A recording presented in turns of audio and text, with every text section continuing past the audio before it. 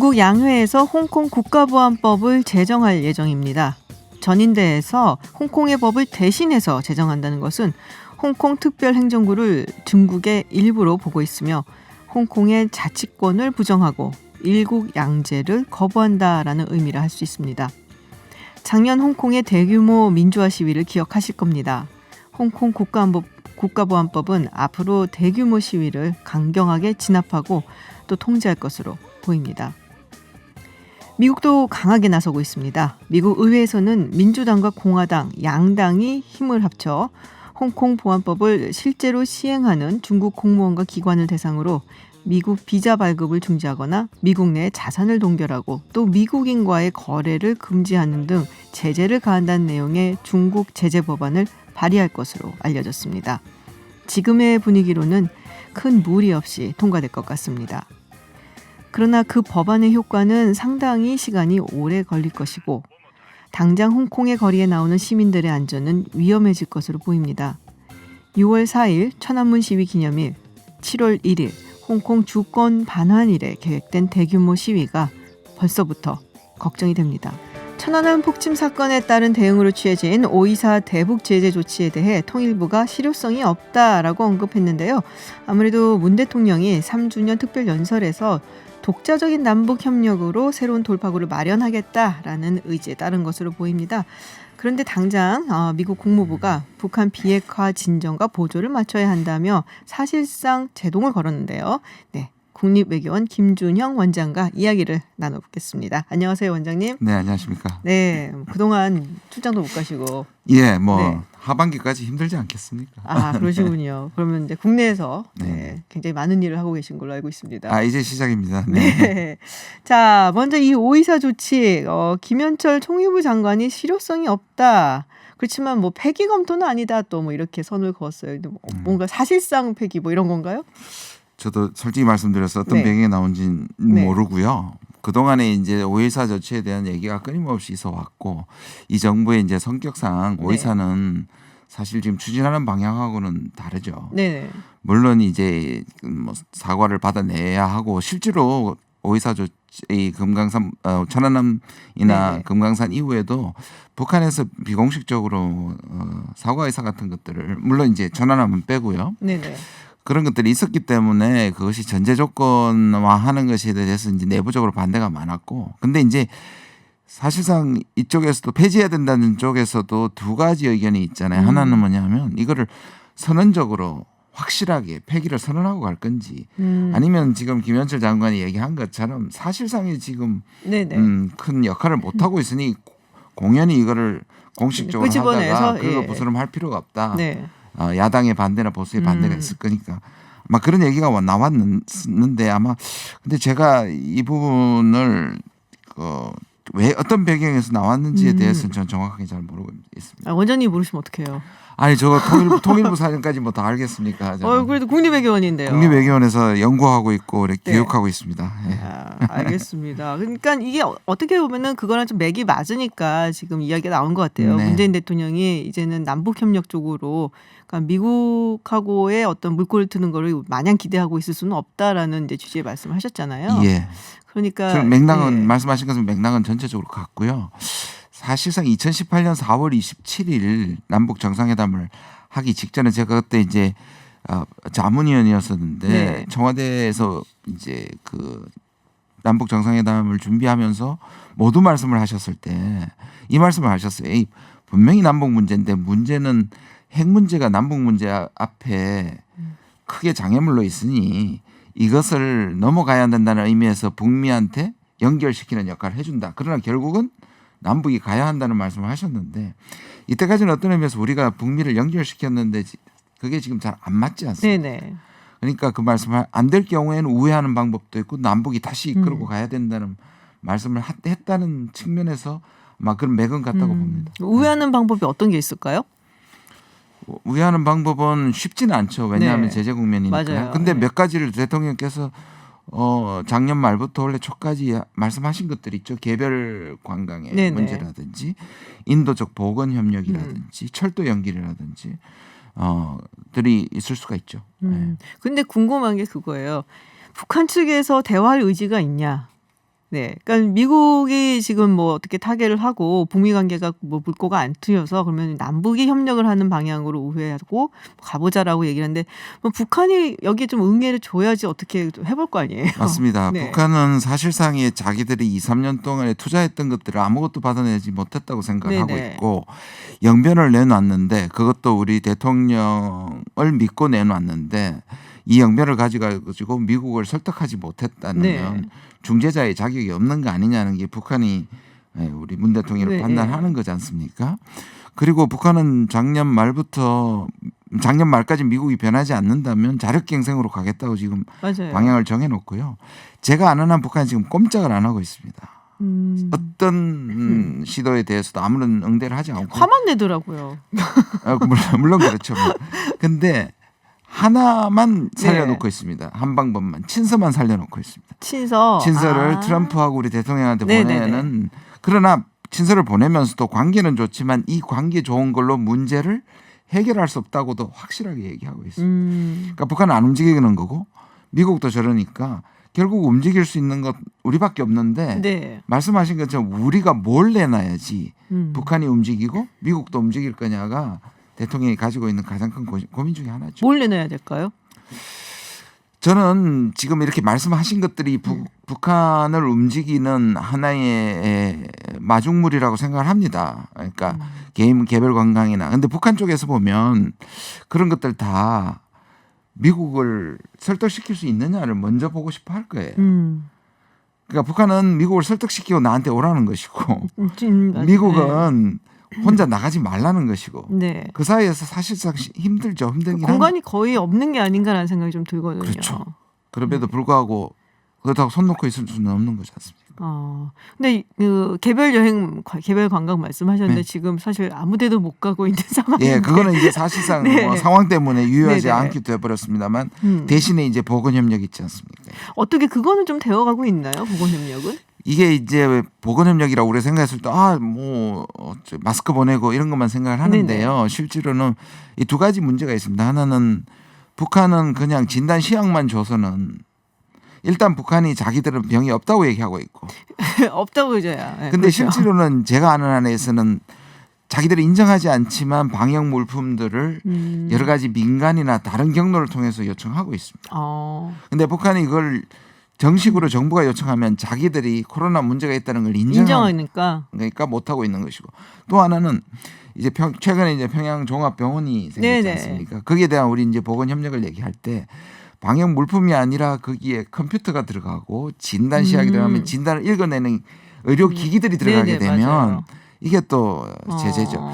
그런데 제 생각에는 후자가 의미가 있는 것이죠. 저는 의미가 있다고 생각하고 많은 분들이 보건협력 부분은 예외로 치고 과감하게 지원해야 된다는 것이 저도 같은 동의를 하는데요. 근데 이제 이 문제는 확실히 이제 미국과 네네. 적어도 논의를 해야 되고 미국 쪽에서는 난색을 표할 건데요. 근데 미국 내부에서 이런 말이 있습니다. 이란에 워낙 심하니까. 네네.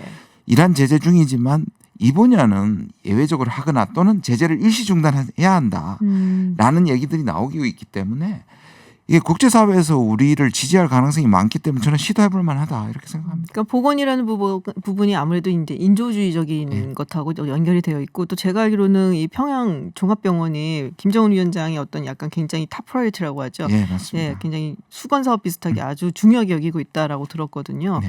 그래서 그 부분에 만약에 보건 협력이 이루어진다면 조금 물꼬가 트지 않을까 뭐 이렇게 기대를 하시는 것 같아요. 예, 네. 대통령께서 제 생각에는 최악의 경우가 뭐냐면 북한은 안 나오고 미국하고 각지는 거지 않습니까? 그렇죠. 네. 그러니까 조심스러운 겁니다. 이런 신호들을 계속 보내서 북한이 반응을 좀 하고 그다음에 어떤 거를 할 때 어떤 모양을 하느냐 그러면 미국을 설득시키는 여지가 생길 텐데 섣불리 나섰다가 양쪽으로부터 공격당하고. 다시 공격당하거나 고립당할 가능성이 패스당할 가능성이 있기 때문에 그렇습니다. 그렇군요. 4차 남북 정상회담 이야기가 잠시 나왔었어요. 임종석 전 대통령 비서실장이 이야기를 했는데 글쎄 모르겠습니다. 너무 제가 비관적인지 모르겠지만 조금 희망사항이 아닐까라는 생각이 좀 들었는데 무슨 이야기가 오가고 있는 게 있나요? 뭐 워낙에 비밀스러운 상황이고 네. 기억하시겠습니다만 그리고 임종석 전 비서실장도 얘기를 했습니다만 2차 남북 정상회담이 트럼프 대통령이 취소를 하고 나서 싱가포르 회담을 취소하고 나서 네네네. 그냥 전격적으로 만났지 그렇죠. 않습니까? 아마 그런 상황을 아마 가정한 것 같아요. 그런데 보시면 우리가 항상 어려울 때 우리가 만나고 4월 27일에서 6월 10일로 넘겨줬고 또 2차 안 됐을 때 2차 정상회담을 해서 살려냈고 네네. 그다음에 또 교착 상황으로 갔을 때 평양에서 9.19에서 살려내서 하노이로 넘겨줬단 말입니다. 그다음에 하노이에서 깨지니까 우리가 또 판문점에서 3자를 네. 모아서 또 스톡홀름으로 넘겨줬단 말이에요. 네네. 그게 깨졌단 말이에요. 그러니까 또다시 우리가 이 뭔가를 연결시켜 줄 수밖에 없지 않겠느냐. 그게 맞죠. 맞는데 지금까지도 패턴인데 말씀하신 것처럼 지금 상황만 보면 쉽지 않아 보이긴 합니다. 그렇군요. 그리고 이 코로나 때문에 약간 그런 느낌이 들거든요. 이제 전 세계 이제 국제 사회가 아무것도 안 하려는 그러는 느낌이 네. 좀 들거든요. 뭐 예전 같았으면은 뭐 이런 얘기가 오가고 그러면은 어쨌든 뭐 싫든 좋든 반응이 있을 것 같은데 지금은 뭐 자기네들이 너무 바쁘니까 뭐 이렇게 뭐 도와준다든지 뭐 얘기를 한다든지 이거 자체가 좀 막혀 있다라는 느낌이 좀 많이 들어요. 맞습니다. 근데 양면성이 있는데요. 코로나 때문에 외교적인 완충지대가 생긴 건 사실입니다. 그러니까 안 해도 그다음에 북한 도발도 단거리는 했지만 전략 도발을 안 갔다든지 네네. 그다음에 북미 간에 뭐가 안 이루어져도 서로가 날선말로 물론 화는 내고 있지만 위기 상황으로 흘러가지 않은 일종의 완충작용을 했었거든요. 이게 너무 바빠서 코로나 그렇죠. 때문에. 모두가 이제 일종의 면피가 되는 네네네. 것이죠. 근데 지금 다시 이제 살아나기 시작했고 우리 대통령의 입장에서 보면 총선을 이겼지만 임기가 2년밖에 안 남아 있고 네. 마지막 임기 1년을 뺀다면 승부를 걸어야 하는. 음. 왜냐하면 노무현 대통령 때도 너무 늦게 시작해서 그걸 살려내지를 못했잖아요. 그렇죠. 마지막이었으니까요. 그렇게 보면 승부처인데 말씀드린 것처럼 상황은 그렇게 쉽지 녹록하지 않다 봅니다. 그러니까 문제는 사실 저는 이제 미국이 올해 거의 아무것도 안 할 것 같거든요. 저도 그렇게 네, 대통령 선거가 보여집니다. 있기 때문에 그리고 네. 트럼프 대통령이 지금 여유가 있는 상황이라면 뭐 이것도 해보고 저것도 해보겠지만은 상황이 점점 악화가 되고 있어요. 맞습니다. 지지율도 그 전에는 사실은 이제 굉장히 뭐 아주 그냥 뭐 스테디하다 이게 43%대였는데 보니까 이제 42%대로 떨어졌더라고요. 평균이 안 할 것 같거든요, 미국이. 저도 동의합니다. 왜냐하면 제가 이제 작년까지 무슨 말을 했냐면 심지어 작년도 네. 트럼프 대통령이 북한에게 큰 양보를 얻어낼 수 있다는 확신이 들지 않는다면 현상 유지를 할 것이다. 네네. 근데 지금 상황에서는 더더욱이 말씀하신 바처럼 안 할 거고요. 안 할 가능성이 매우 많고요. 네. 그러려면 이게 이제 결국 창과 방패인데 김정은 위원장이 대폭 양보를 해야 되는데 또 그 입장에서 김정은 위원장은 하노이에서 엄청난 실패를 겪고 왔기 때문에 트럼프 위원장이 뭘 주지 않으면 안 나올 거란 말이에요. 그렇죠. 그래서 둘 다 지금 사실상 거의 복지부동 상태다. 그렇기 때문에 움직일 것은 한국밖에 없고 실제로 미국 내부에서도 한국한테 아웃소싱을 해야 된다. 트럼프 대통령은. 그리고 문제가 풀릴 때 가서 편승하면 된다는 게 네네. 해야 된다는 게 이제 미국 내에서 나오는데 사실상에 지금 재선의 모든 것을 걸고 있는 상황에서 정치인의 제일 목표는 선거에서 이기는 거죠. 그렇습니다. 좀 어려운 상황입니다. 제가 네, 봐도. 나오셔서 오늘 계속 어렵다는 얘기만 하고 계세요. 뭔가 좀 희망적인 얘기를 해주셔야 되는데 그리고 제가 사실은 좀 걱정되는 부분이 여기에요. 지금 트럼프 대통령 보면은 중국한테 완전히 화가 나갖고 네. 정말 있는 대로 신경질을 내고 있잖아요. 예. 근데 북한하고 중국하고 너무 가까운 모습이 보인다거나 혹은 이제 중국이 막 북한에 대해서 뭐 한다는 그런 뭐 영향을 미치는 모습이 보인다거나 하면 불똥 튀지는 않을까 하는 걱정이 살짝 들어요. 살짝. 어떻게 보세요? 맞죠. 그런데 트럼프의 공격은 상당히 의도된 공격이고 아시다시피 지금 모든 것은 욕을 먹어도 미국이 하나 전 국민을 단합시키는 것이 중국입니다. 지금 아시다시피 네, 맞아요. 적어도 또 누군가 책임을 전가시킬 필요가 있고 그렇죠. 지금 스트레스를 워낙 받고 미국 시스템 자체가 흔들리고 있기 때문에 누구한테 전가할 필요가 있는 것이고 전가와 희망이죠. 백신이라는 희망을 네네. 주고 동시에 이제 전가하는 것인데 트럼프의 지난 3년간을 보면 그래도 말만큼 뒷부분에 가서 굉장히 세게 하고 뒷부분에 타협하는 스타일을 보였기 때문에 네네. 이게 정말 이 분노 조절 장애만큼 자기를 컨트롤 못해서 한다기보다는 제가 보기에는 의도된 것이기 때문에 중국의 입장에 따라서 저는 이게 아주 파국으로 갈 거다 이렇게 생각하지는 않습니다. 근데 정말로 선거에 질 것 같은 상황 되면은 정말로 성질을 내지 않을까요? 근데 이제 뭐 그렇기도 하겠지만 자기가 질 거라고 생각하지 않을 것 같은데 아무리 불리해도. 또 그런 또 심리가 네, 있겠군요. 그런 걸 굉장히 스스로 포장하는 기술, 스스로도 그렇게 믿게 하는 기술이 있기 때문에. 그렇군요. 이거는 이제 뭐라 그러지? 근자감이라 그러나요? 예. 저희가 그거 없는 제가 자신감이라고 공직자로서 얘기하는데. 또 네. 네, 그럼 미국하고 그렇긴 중국 합니다만. 관계는 네. 어떻게 보세요 앞으로? 이게 이제 중국이 이번에 이제 양회를 하고 네. 뭐 그러면 저렇게 나오는데 왜 이게 우리 전체 패턴을 보면 네네. 중국이 반대는 하지만 굉장히 수비형만 하고 있습니다. 딱 최소한의 수비만 하고 밀리진 않는데 네네. 선제 공격을 한다든지 완전히 역공을 하지는 않거든요. 이게 중국의 자세입니다. 그러니까 적어도 지금 상태에서는 미국이 할 때 막기는 하고 물러서지는 않겠지만 더 자극해서 전선을 확산시키지는 않겠다는 거니까 중국은 장기전입니다. 네네. 참호전입니다. 그렇기 참호전 때문에. 끔찍한데. 네. 그래도 뭐 외교관들이 막말은 잘하잖아요. 지금 중국에서. 네. 예, 외교관들 말을 막 하는데 홍콩이 좀 걱정이 돼서 제가 사실은 그렇더라고요. 그렇죠. 네. 이게 결국은 강대국 사이에서 사실 중국하고 미국은 충돌을 못 한단 말이에요. 그 네. 파장이 너무 크고 그렇죠. 결과가 너무 그렇기 때문에 그러다 보니 주변 국가를 계속 못 살게 구는 거예요. 네. 사드도 그랬고 지금 폼페오가 또 취국한다고 차이잉원 네, 총통한테 전화해가지고 또 네. 자극하고 그다음에 지금 홍콩이 그런 네. 상황이죠. 아마 그런 방식으로 아마 계속 백신이 나오면 또 백신 가지고 줄 세울 것이고요. 그렇죠.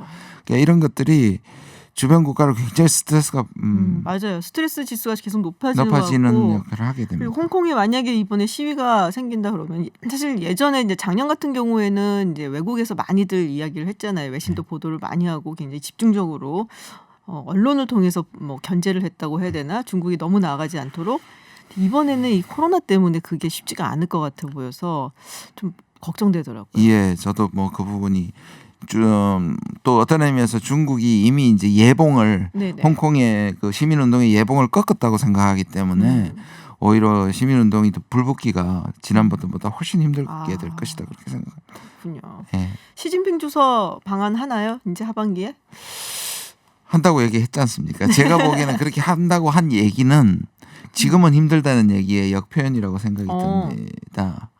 그러니까 그렇지만 건재함을 보여주고 그다음에 이 부분에서 한국도 필요하고 중국도 필요하다는 점에서 실현은 될 텐데 시기는 좀 유동적인 것 같습니다. 러시아는 간다 그러던데요. 네. 일본도 일본에 온다는 얘기는 아직은 결정된 건 아니죠. 예. 아마 일본 측에서는 아마 시진핑 주석이 오는 것에 대해서는 아마 네. 포기한 듯합니다. 포기했어요? 예. 왜요? 뭐 여러 가지 이제 그 상황이 아. 어려울 거라고 기대를 좀 접는다 그럴까요? 아마 그렇군요. 방위 분담은 어떻게 돼가고 있어요? 진짜 모르겠습니다. 그것도. 뭐예요? 어두운 얘기와 모르겠다는 얘기만 하시면 어떡해요 나오셔서. 제가 아는 왜냐하면 이거는 워낙 협상 그 담당자들이면 알고 있는 얘기인데요. 제가 여러 가지를 이제 학자로서 좀 종합을 해보고 분석을 해보면 사실상 미국의 대표권도 얼마를 가져가야 트럼프 대통령이 오케이 할지를 처음부터 몰랐던 거고요. 자기로서는 어떤 의미에서 이 틀 안에서 가장 사실은 높은 비율을 인상률을 가져갔음에도 불구하고 13%를 가져갔음에도 불구하고 그걸 퇴짜를 맞은 거예요. 네네. 사실 그래서 다 됐다고 얘기했던 것들이 사실 정상이 마지막에 틀어버린 거기 때문에 사실상 지금 완전히 막다른 골목에 미국 팀도 막혀 있고 우리 팀도 막혀 있습니다. 근데 이제 또 선거가 있기 때문에 적당한 수준에서 트럼프 대통령이 받아줄까요? 근데 지금 우리는 사실상 8%의 국방비 증가율보다 훨씬 높은 13%였는데 그거를 오히려 그리고 우리는 매년 이렇게 너무 피곤한 일이지 않습니까? 그러니까, 정치적 비용도 많이 들고 그래서 5년을 하자는 것이고 네네. 그런데 어느 시점에서 결국은 트럼프 대통령이 이 정도다라는 식으로 풀어주지 않으면 힘들 것 같고 우리가 풀 수 있는 방법은 없다고 생각해요. 왜냐하면 요구하는 그만큼을 하기 위해서는 법도 바꿔야 틀 자체를 바꿔야 되는데 좀 뭐 최대치라고 보여집니다. 저는. 그러니까 트럼프 입장에서는 이제 뭐 그래도 한국이 뭐 이 정도로 쓰고 있고 국방비 GDP 얼마 쓰고 있고 이런 얘기를 다 일일이 할 필요 없고 일일이 필요 내가 없죠. 2배, 3배 받아냈어 뭐 이렇게 딱 그렇죠. 나가는 게 총액만 제일 중요합니다. 좋은 거잖아요. 근데 우리 한미 분담금 사상 총액을 얘기한 적이 없습니다. 항상 모든 것들 비율과 소요를 그만한 다음에 네네. 마지막에 나오는 게 총액인데 지금은 그 총액을 던져놓고 이거를 끼워 맞춰가다 보니 이게 안 되는 겁니다. 그렇군요. 아, 참 힘듭니다. 자, 마지막으로 미국 대선. 하하하, 이게 질문하는 입장은 되게 좋아요. 어떻게 네. 될 것 같으세요? 누가 늘 이길까요? 대답하는 입장이시다가 너무하시네요. 저는 상당히 트럼프가 불리하다고 생각하는 사람 중에 네. 하나입니다. 사실 이 일이 있기 전에도 지난번에 300만 표를 지고 거의 수학적으로 불가능한 영역에 있는 기적이 2번 재현될 수 있을까가 저는 이제 제일 사실상 트럼프가 불리하다고 생각했던 부분인데요. 근데 이제 또 뭐 현직 대통령의 프리미엄이나 또 지금의 코로나로 뭐 전시 대통령의 이미지를 보이는 거나 중국 때리기나 이런 것들 때문에 뭐 트럼프의 당선 가능성을 얘기하는 사람들이 있습니다만 아직은 모르다는 전제하에서 저는 무게추가 재선이 힘들지 않는 쪽에 무게추가 저는 있다고 봅니다. 지금 현 상태. 네. 근데 백신을 개발한다든지 어렵다고 얘기를 하지만 혹시라도 네네. 그렇게 되면 반전이 일어날 수 있겠죠. 굉장히 조심스러운 전망을. 네, 네. 지금은 그럴 수밖에 없지 않습니까? 우리 모두 2016년의 아픈 역사를 기억하기 때문에 네, 상당히 좀 어려워진 건 맞는 것 같습니다. 네, 오늘 국립외교원 김준영 원장과 함께 여러 가지 이야기 나눠봤습니다. 남북관계, 뭐 미국 이야기, 또 미중 관계까지 다뤄봤습니다.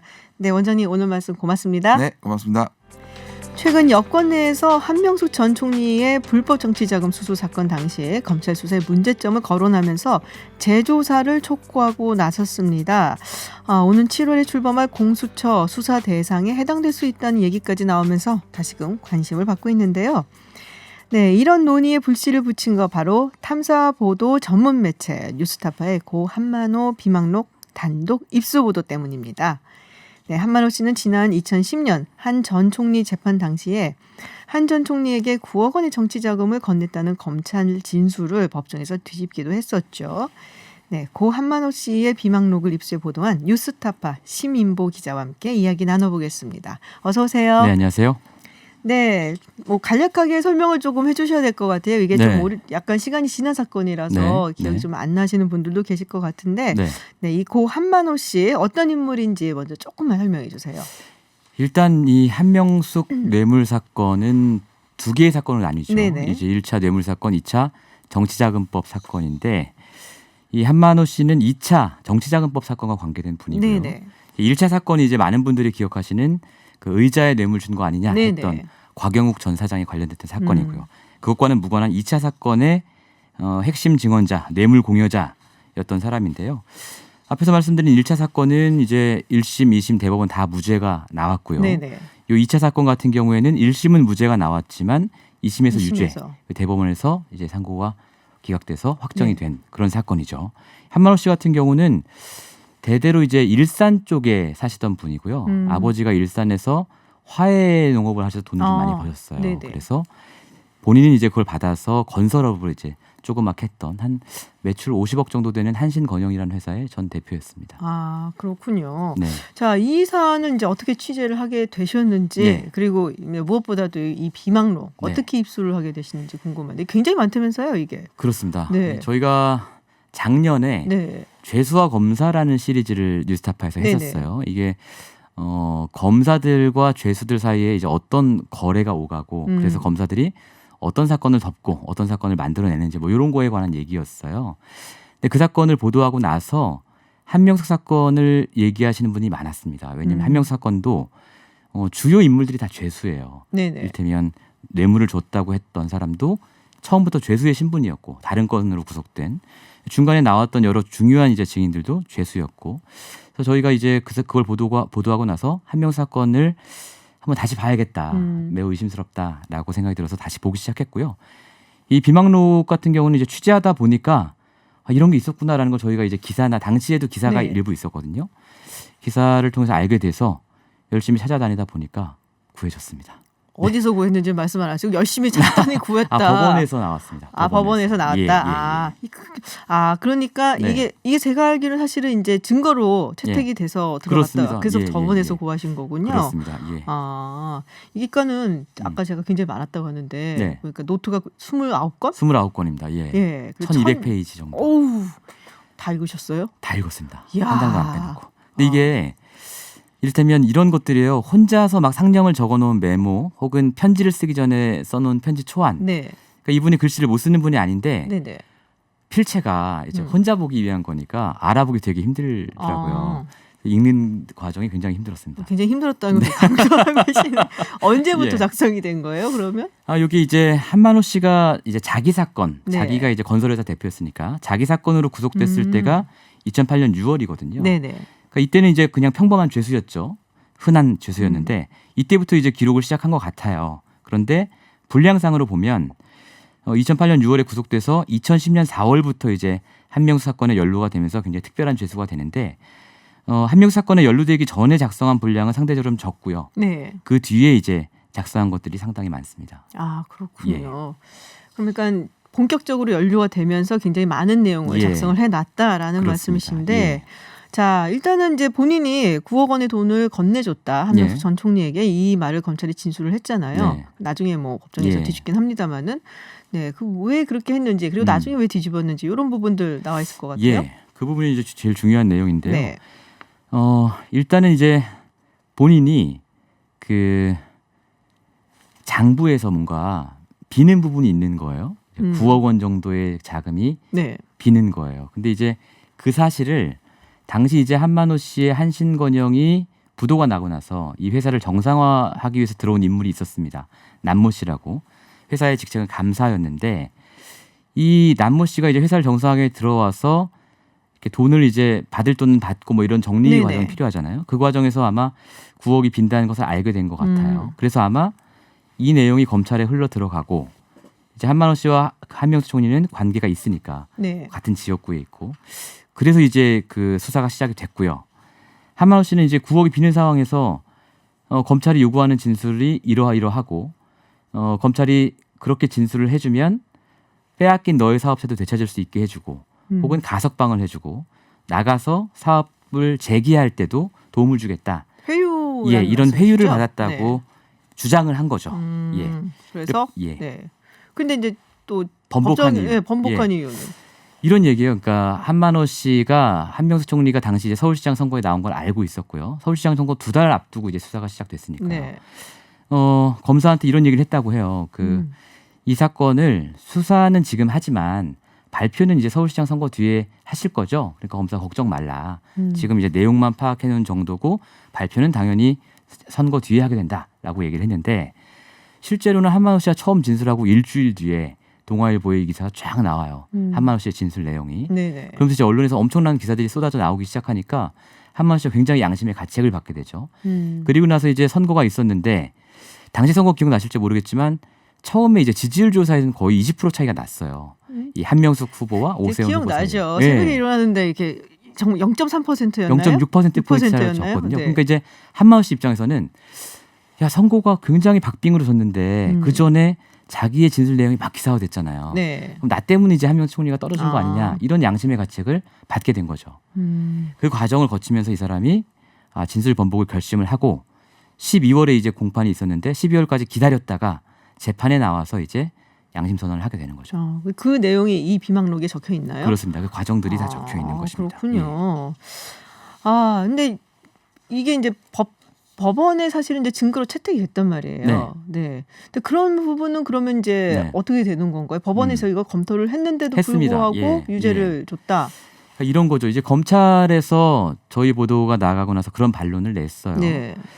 그런데 이제 법원에 이게 처음 증거가 제출될 때 이 비하인드 스토리가 검찰에서 이제 한만호 씨가 법정에서 진술하는데 자꾸 뭘 보고 얘기하니까 뭘 보는 거지? 이렇게 유심히 보다가 이 사람을 위증으로 이제 기소를 한 다음에 압수수색을 들어서 그걸 뺏어요. 그 메모를 네네. 뺏는 거예요. 뺏어가지고 우리가 이걸 다 확보했으니까 이걸 우리 검토해보고 적절한 부분만 제출하겠다라고 재판부에 얘기를 합니다. 근데 재판부가 그건 좀 곤란하다. 그래서 전체를 제출해라라고 해서 제출이 된 거고요. 네. 그래서 1심 법원이 이 비망록을 들여다봤습니다. 그래서 판결문에도 이 비망록을 인용한 부분이 나와요. 그래서 1심 법원에서는 무죄가 나왔죠. 나왔고. 그런데 2심으로 넘어가죠. 2심은 당연히 1심에 제출된 증거가 2심으로 넘어가겠죠. 네. 그런데 2심은 공판을 4번밖에 안 했어요. 심지어 한만호 씨도 2심에서는 한 번도 안 불렀어요. 응? 네. 그래서 1심에서는 공판을 23번을 해서 무죄가 나왔는데 네. 2심에서는 4번 공판 끝에 유죄로 뒤집었단 말이에요. 약간 좀 허술하게 재판을 한 것이 아니냐라는 예. 네, 의혹이 법조인들이 다 있을 수 그렇게 있겠네요. 얘기를 네. 하고 있고요. 그렇기 때문에 검찰이 비망록 전체를 재판부가 이미 검토했는데 그 결과 유죄 나왔다라고 하는 것은 1, 2심을 뭉뚱그려서 얘기하는 것이고요. 이 비망록을 좀 자세히 봤을 것으로 추정되는 1심 법원은 무죄를 선고한 게 맞고 공판 과정이 뭔가 허술했던 좀 부족했던 것으로 보였던 2심 법원은 그걸 뒤집은 거니까 검찰의 해명은 좀 사실과 다릅니다. 그렇군요. 네. 대법원에 가서는 전원 네. 죄송합니다. 전원 합의체로. 예. 네. 그때 제가 기억이 안 나는데 몇 대 몇이었는데 8대 5였습니다. 8대 5로. 예, 네. 예. 8대 5로 유죄가 선고됐고요. 네.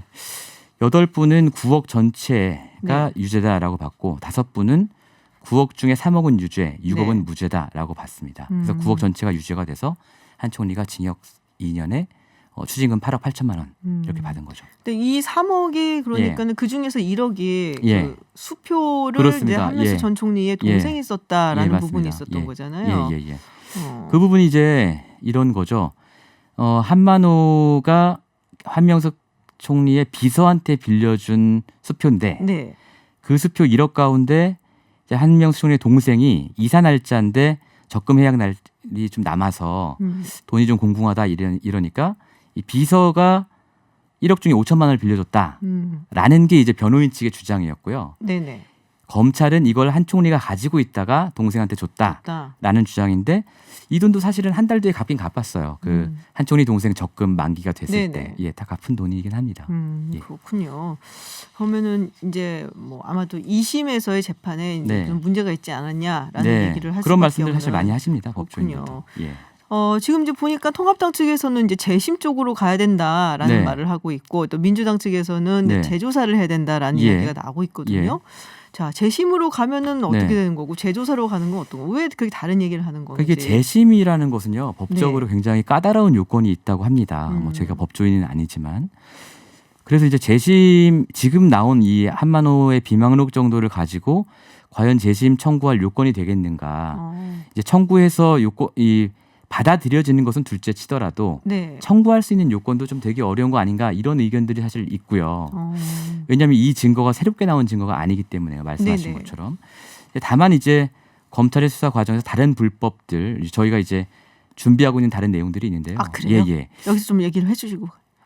그거는 저희가 이제 약간 하여튼 좀 검찰의 위법 수사 과정을 본인이 직접 당했다 이 네. 사건과 관련해서 네네. 라고 하는 어떤 핵심 증인 이 네. 증인을 저희가 만났거든요. 아.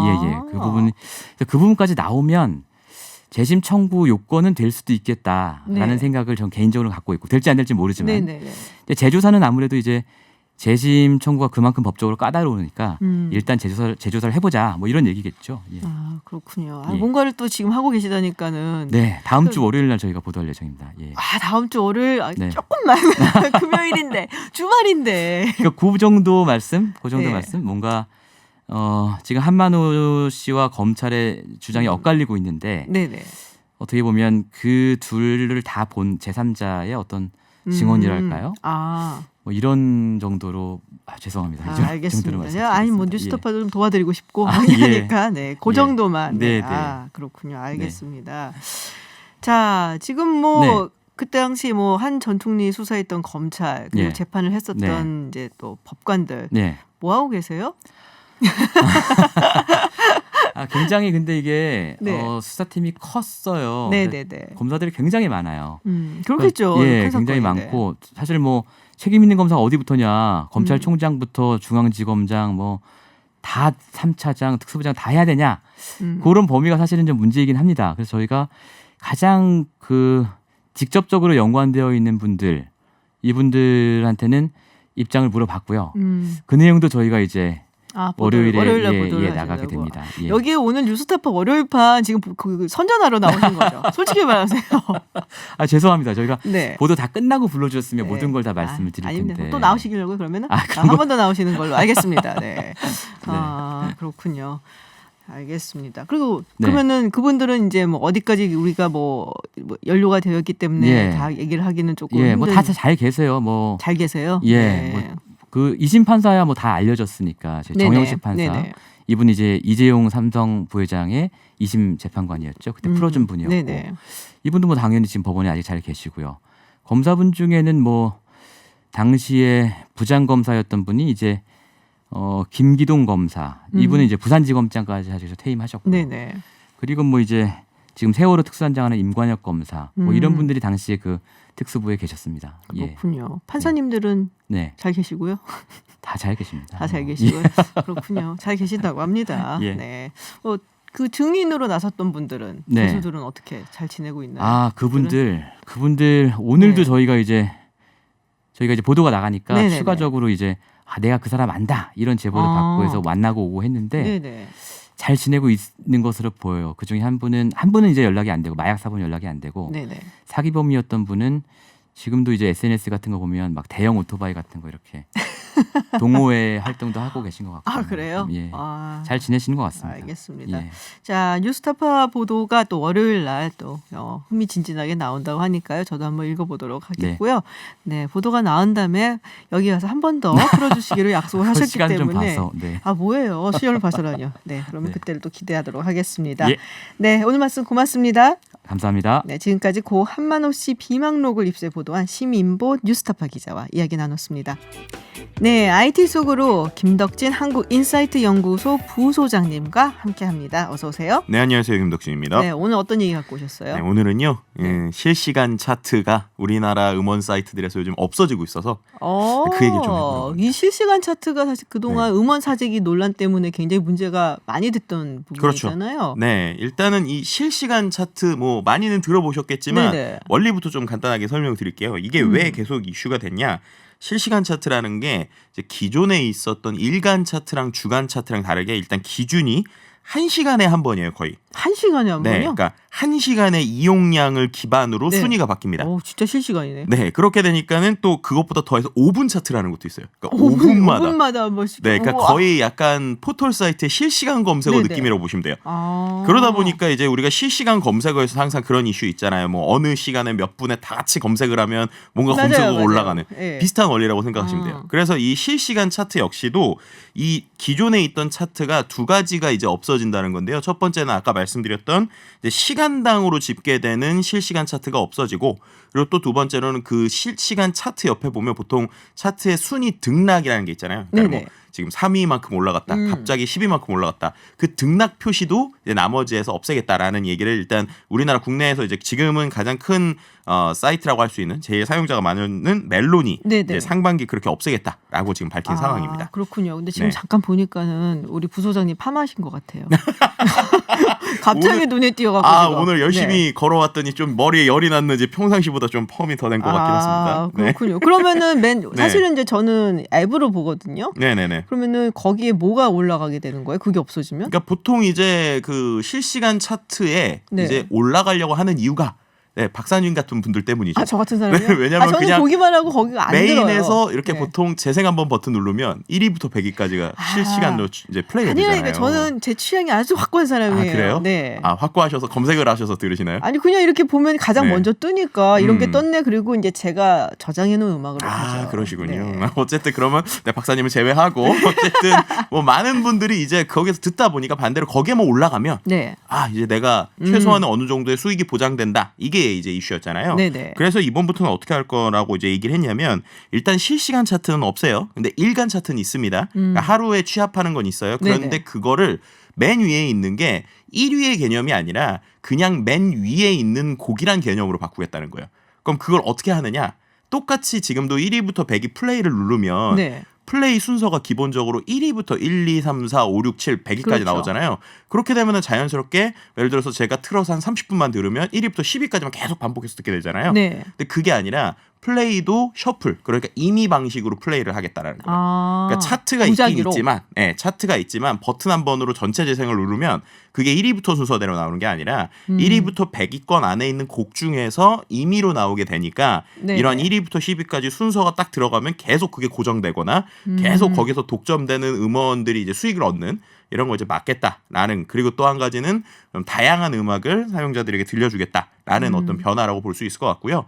그리고 또 한 가지 제가 이제 실시간 차트 얘기할 또 중요한 거 하나를 빼먹었는데 갑자기 박사님이 파마에 계시느라고 제가 빼먹었었는데 네, 뭐냐면 이 실시간 차트가 또 한 가지 이슈가 됐었던 게 제가 말씀드린 대로 1시간의 사용량이잖아요. 네네. 근데 1시간의 사용량인데 한 사람이 갑자기 이 곡을 올려야겠다라고 100번 1000번 들을 수 있잖아요.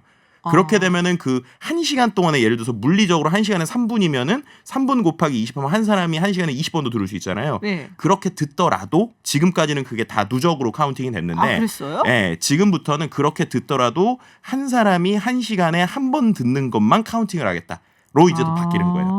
그렇게 되니까 일간 차트 역시도 바뀔 수 있는 거죠. 그러니까 일간 차트도 지금까지는 예를 들어서 한 사람이 24시간 동안 정말 맘먹고 틀어놓고 있으면 계속 그냥, 틀어놓으면 그게 엄청나게 누적이 되는데 네네네. 지금은 그렇게 하더라도 이제 24회밖에 이제 누적이 안 되는 거죠. 한 시간에 한 번씩. 시간에 한 번이니까. 네, 이제 그렇게 되니까는 이제 그 이른바 한 번에 몰아주기 이런 이제 음원이 나왔을 때 뭐 우리 오빠 혹은 내가 좋아하는 누나 아니면 내가 좋아하는 아이돌 어떤 순위를 올려주자 이래가지고 다 같이 자 시작하면은 막 돌리는 이제 그걸 무한 스밍 뭐 이렇게 얘기도 하기도 하는데 이제 무한 스밍 하는 것들에 대해서 어느 정도 막겠다라는 것이 이번 어떤 정책의 전반적인 그림이다라고 볼 수 있을 것 같습니다. 그렇군요. 아, 근데 좀 몰랐어요, 저는. 한 명이 계속 들어도 그게 다 일일이 카운트가 되는지는 사실 그렇죠. 몰랐거든요. 네, 그러다 보니까 이제 말씀하신 것처럼 그런 원리를 잘 모르니까 네. 반대로 얘기하면 약간 그 일종의 뭐 보도에서 나왔었던 얘기니까요. 공장 같은 것들도 뭐 존재하거나 예를 들면 계속 돌리는 공장? 한 매크로 정도로 정말 스마트폰을 여러 개를 두고 그걸 계속 그 매크로 프로그램을 이용해서 계속 돌리는 거예요. 마치 사람이 듣는 것처럼. 네네. 예전에는 그게 뭔가 프로그래밍적으로 카운팅하는 것들에 대해서까지 조작이 됐는데 이제 그런 건 막다 보니까 물리적으로 아예 아이디를 여러 개를 사서 한 번에 전화기를 뭐 20대를 놓고 네네. 계속 자동으로 플레이되게 돌리는 거예요. 그렇게 되면 순위에 올라가게 되는데 이게 이제 100위권 안에 든다는 게 얼마나 큰 의미냐면 보통 실시간 차트 100위권 안에 들어가면 그 곡에서 매출이 최소 몇 억 단위가 보통 나온다라고 추산을 진짜요? 해요. 네, 왜냐하면은 말씀드린 것처럼 우리나라에서 가장 많은 사람들이 그 음원 차트를 듣고 대부분의 사람들이 그냥 탑백 위주로 듣기 때문에 들을 때마다 수익이 쌓이게 되잖아요. 그럼 자연스럽게 거기에 있는 곡들에만 수익이 몰리는, 반대로 100위 안에 들지 못하면 새로운 곡이 나와도 음원으로는 수익을 얻기 어려운 뭐 이런 구조들 때문에 뭐 이야기가 계속됐었죠. 그러면 아무래도 음원 사재기는 조금 덜해지지 않을까라는 생각도 드네요. 네, 맞습니다. 이제 어떻게 보면은 최소한 음원 발매하자마자 줄 네. 세우기는 좀 없어질 것 같아요. 그러니까 네. 그걸 아까 말한 스밍 총공이래요. 네네. 총공격한다고. 스밍 총공. 네, 스트리밍 총공. 막 이래서 자 이제 우리 총공 시작이야 이런 막 몇 시 몇 분에 차트 나오니까 다 들어가 막 이런 거였는데 네네. 이제 그거는 이제 줄 세우기 같은 건 좀 없어질 확률이 높고요. 네. 그럼에도 이제 뭐 일종의 꼼수는 좀 있지 않을까. 어떡해요? 예를 들면은 말씀드린 것처럼 1인의 1시간에 1회잖아요. 네. 그러면 이것도 매크로가 가능은 하죠. 이론적으로. 예를 들어서 1시간에 한 번씩 자동으로 누르게 하는 매크로를 만든다거나 그렇게 하면 이제 절대량은 줄겠지만 어쨌든 할 수는 전체적으로 하지만은 뭐 예전만큼 막 그렇게 하더라도 곡을 뭐 한두 곡이니까 앨범 전체가 갑자기 순위로 올라가거나 뭐 이런 일들은 좀 덜하지 않을까라고 볼 수 있을 것 같고요. 근데 그럼에도 불구하고 근본적으로 수익 배분에는 변화를 주는 것이 아니기 때문에 네. 순위권에 들지 않더라도 많이 듣는 사람들한테 돈이 많이 가는 뭐 이런 구조는 뭐 비슷하게 될 것 같다라는 게 지금 상황이기도 합니다. 근데 이 수익 배분도 좀 고쳐야 되지 않아요? 네, 그래서 이제 지금 또 큰 변화 중에 네. 하나가 이 최근에 이 수익 배분에 대한 또 논의가 일어나고 네네. 있어요. 그래서 이제 네이버에서 이제 바이브라고 하는 서비스가 있는데 네. 우리나라 음원 차트 중에 한 3, 4위권입니다. 그러니까 비율은 좀 낮기는 해요. 근데 여기서 이제 이번에 음원 수익을 나누는 방식을 변경하겠다라는 것들도 또 화제가 되고 있어요. 어떻게? 그러니까 쉽게 설명을 드리면 네. 그 박사님이 저랑 이제 네. 만약에 그 서비스에 저랑 박사님만 써요. 네네. 둘만 쓰는 서비스예요. 근데 박사님은 예를 들어서 똑같이 10,000원을 내는데 박사님이 A 가수 곡을 10번 들었어요. 네. 저는 B 가수 곡을 90번 들었어요. 네. 그렇게 하면 우리 둘이 합치면 100번 들은 거잖아요. 그렇죠. 근데 기존 방식은 뭐냐면 100번으로 합쳐서 20,000원을 나누는 거예요. 네, 그렇게 되면은 제가 10,000원을 냈는데도 네네. B 가수한테 18,000원이 가고 아. A 가수한테 2,000원이 가는 거예요. 불쌍한 A 가수. 네, 그게 이제 비례 배분 방식이라는 네네. 거예요. 왜냐하면 한 사람 한 사람에 다 카운팅을 못 하니까 모든 스트리밍 횟수를 합쳐서 그걸로 이제 뭐 한 사람이 몇 번을 듣든 상관없이 그 모든 들은 숫자에 회원의 따라서. 수에서 나오는 수익 중에 그거를 나누는 방식이 이제 네네. 기존의 비례 배분 방식인데 이제 그렇게 되다 보니까 앞서서 말씀드린 것처럼 죄송합니다. 이 음원을 사재기 하거나 네네. 혹은 정말 기계적으로 돌리더라도 그 수익만큼이 일부에게 더 가는 거죠. 아. 그렇게 되니까 그 방식이 아니고 이제는 이렇게 하겠다는 거예요. 예를 들어서 이제 교수님이 A 10번을? 음악을 10번 들었잖아요. 저는 B 음악을 90번 들었잖아요. 네네. 그렇게 하더라도 저도 10,000원 내고 네네. 네, 교수님도 10,000원 내니까 네. A 가수만 10번 들으셨잖아요. 네. 그러면은 A 가수한테 10,000원이 가는 거고 아. 네, 제가 B 가수는 10,000원 들었으면 10,000원, 그러니까 90번 들었어도 B 가수만 들었으니까 10,000원이 가는 거예요. 아하. 예를 들면은 교수님이 A 가수 한 번, B 가수 한 번만 들었다. 그럼 5,000원, 5,000원. 네. 아. 이런 방식으로 가서 이게 이용자 중심 정산법이라는 거예요. 그래서 이 사람이 들은 만큼 내가 만약에 말씀하신 것처럼 음악 취향이 확고해서 네. 한 가수의 음악만 내가 한 달 내내 듣는다. 그런데 내가 뭐 100번을 듣든 10번을 듣든 네. 무조건 내가 사랑하는 그 가수다. 라고 하면 그 사람한테만 돈이 가는 방식. 아하. 네, 요렇게 이제 바뀌겠다라는 게 이제 바이브가 얘기하는 방식입니다. 오빠 기다려. 이러면서. 네, 뭐 그런 그렇군요. 거죠. 아. 네네네. 그럼 A라는 가수에 뭐 여러 곡이 있는데 이제 곡으로 가는 거일 거 아니에요? 그렇죠, 뭐 가수가 그렇죠. 아니라 네네네. 어쨌든 간에. 네, 그렇게 해서 이제 들어다 보니까 이게 이제 기존에 뭐 예를 들면은 트로트 가수라든지 네네. 아니면 장르를 타는 가수들 있잖아요. 네네. 아니면 인디 가수라든지 그런 사람들에게 좀 유리할 것이라고 예측하고 있고요. 또 이제 그 하루 종일 음원을 달고 사는 사람도 있지만 뭐 바쁘니까 하루에 1시간 듣는 사람도 네, 분명히 맞아요. 좋아하는 팬들이 있을 거잖아요.